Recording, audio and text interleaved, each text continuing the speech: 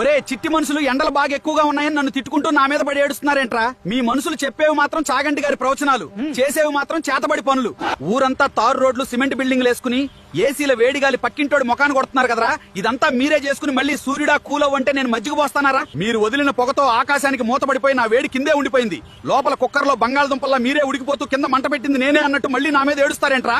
అసలు ఎండ మీద పడకుండా కాపాడేది చెట్లు. సెంటర్ లో ఉన్న మర్రి చెట్లు, రోడ్డు పక్కన వేప చెట్లు అన్ని నరికేసి అద్దాల మేడలు కట్టారు. ఊరంతా అద్దాల మేడలు కడితే గుండు గోలీ సోడాల పొగలు కక్కకుండా ఇంకేమవు. మీ అందరికి ఒక మైండ్ దొబ్బే నిజం చెప్పనా? మీరు తెచ్చుకున్న ఈ ఎండలతో ఏసీలు, ఫ్రిడ్జ్ల కంపెనీలు వాళ్ళు 20,000 కోట్లు, ఐస్ క్రీమ్లు, కూల్ డ్రింక్స్ వాళ్ళు 25,000 కోట్లు దండుకుంటున్నారు.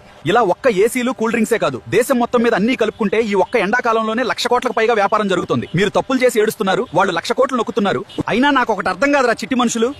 ప్రకృతిని నాశనం చేసి మీరు చేసే తప్పుల్ని క్యాష్ చేసుకుని ఇంకోటి బిజినెస్ పేరుతో మీ జేబులు కొల్లగొడుతున్నాడు. 10 రూపాయల మొక్కకి కక్కుర్తిపడి ఏసీలకి, కరెంటు బిల్లులకి వేలు తగలేస్తున్నారు. ఫ్రీగా వచ్చే గాలిని వదిలేసి ఈఎంఐ కట్టే మీ లాజిక్ తగలయ్యా. తరువాత నన్ను తిట్టడం ఎందుకురా? సరే మరి నాకు టైం అయింది.